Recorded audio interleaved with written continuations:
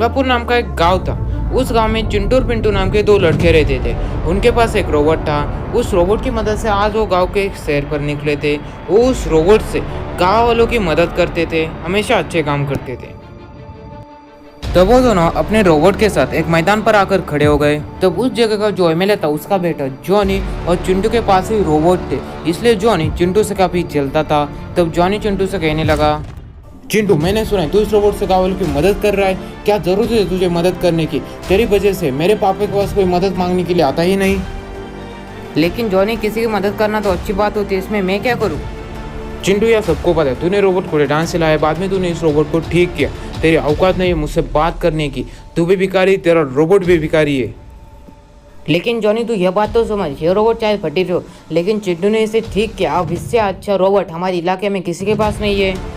अबे चुप, मेरा रोबोट यहाँ सबसे अच्छा है। बहुत हो गया, अब 4 रोबोट मजा चका दो उन्हें। तब जॉनी का रोबोट चिंटू के रोबोट को बड़े आसानी से मार रहा था। काफी देर लड़ने के बाद चिंटू का रोबोट नीचे गिर गया। अबे भिखारी, तेरी औकात नहीं है मेरे सामने खड़े होने की, अब निकल जाए यहाँ से। तब चिंटू, पिंटू और वो रोबोट वहां से जंगल की तरफ जाने लगे। तब वो तीनों जंगल में आ गए। हालांकि चिंटू का रोबोट जॉनी के रोबोट से लड़ सकता था, लेकिन जॉनी एमएलए का बेटा है, आगे चल कर कोई प्रॉब्लम ना हो, इसलिए चिंटू का रोबोट हमेशा जानबूझ के उससे हारता रहता था। जंगल में सब कुछ तो ठीक है, यह देखने के लिए रोबोट जंगल में जाने लगा। जब भी चिंटू उदास हो जाता तो वो जंगल में आ जाता था और जंगल में आकर अपने दोस्त से मिलता था। तभी उसके पास उसका दोस्त मोटू हाथी आने लगा। तब चिंटू उसके पास जाने लगा और उसे प्यार से सहलाने लगा।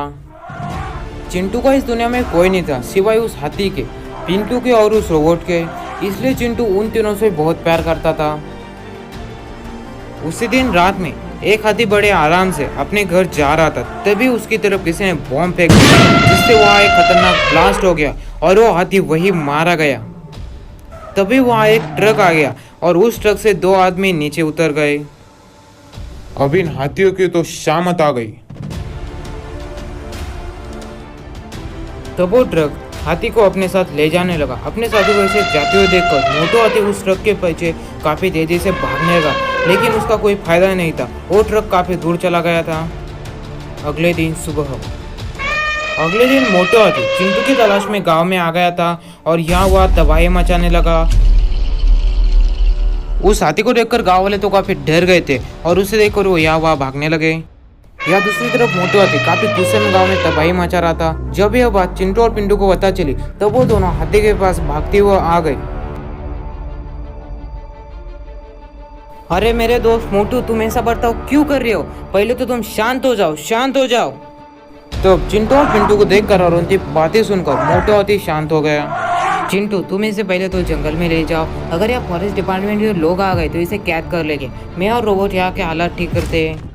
तब चिंटू कैसे वैसे कर अपने दोस्त मोटू के साथ जंगल में आ गया। तभी उन दोनों की तरफ काफी हाथी बढ़ने लगे। तब चिंटू की यह बात तो समझ आ गई थी कि सारे हाथी उससे कुछ ना कुछ तो कहना ही चाहते थे, लेकिन क्या, यह बात चिंटू के समझ नहीं आ रही थी। बचपन से चिंटू उनके साथ रह रहा था। यह बात सोचकर चिंटू का दिमाग खराब हो गया था। शाम हो गई थी, तब हाथी वही सोने लगे। तब चिंटू आज रात वही रुकना था, उसे पता लगा नहीं था आखिर रात में जंगल में क्या हो रहा है, ये हाथी ऐसा बर्ताव क्यों कर रहे। तब रात में चिंटू कुछ झाड़ियों के नीचे सोने लगा। तभी चिंटू का दोस्त मोटू हाथी जंगल में पहरा देने लगा। तब रात के 2 बज रहे थे। चिंटू काफी देर से सो रहा था, उसकी नींद पूरी हो चुकी थी। तब चिंटू खड़ा होने लगा।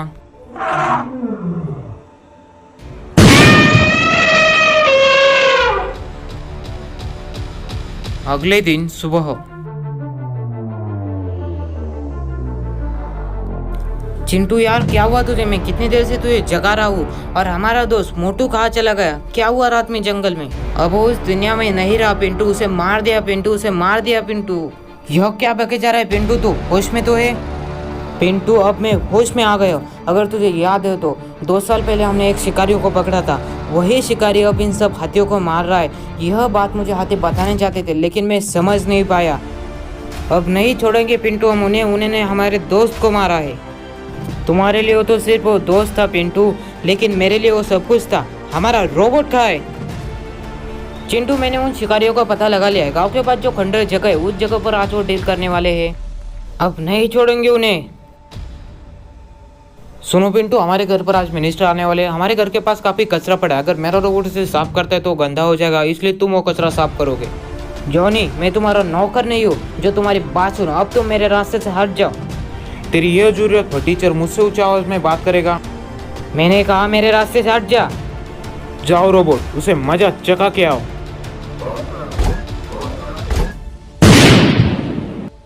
चिंटू और चिंटू का रोबोट अभी काफी गुस्से में थे, इसलिए उन्होंने एक वार में ही जॉनी के रोबोट को गोली मार गिराया। अपने रोबोट को इसका पड़ा हुआ देखकर जॉनी वहां से भागने लगा। तुमने जितना पैसा कहा था उतना पैसा तुम्हें मिल जाएगा, लेकिन ट्रांसपोर्ट सही तरीके से होना चाहिए, नहीं तो तुम्हारी वाट लगेगी। और हमें कल तक डिलीवरी मिल जानी चाहिए। मुझे फिर चाइना भी जाना है। आप चिंता मत कीजिए सर, आपको माल ठीक समय पर मिल जाएगा। आखिर कैसे तुम लोगों ने मेरे बिना ये डील कर ली? तो वो तीनों डील वाली जगह पर आ गए। अरे चिंटू, तू यहाँ फिर से आ गया। ईमानदारी से बेईमानी का धंधा कर रहा था, लेकिन अब नहीं छोड़ूंगा तुझे। जाओ रोबोट, मार दो उसे। तुमने मेरे दोस्त को मारा है, मैं नहीं छोड़ूंगा तुम्हें कुत्ते।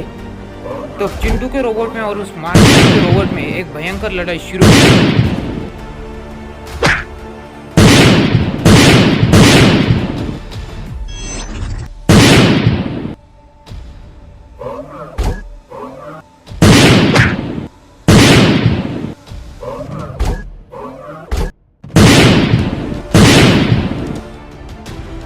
चिंटू के रोबोट ने उस रोबोट को हटा ही दिया।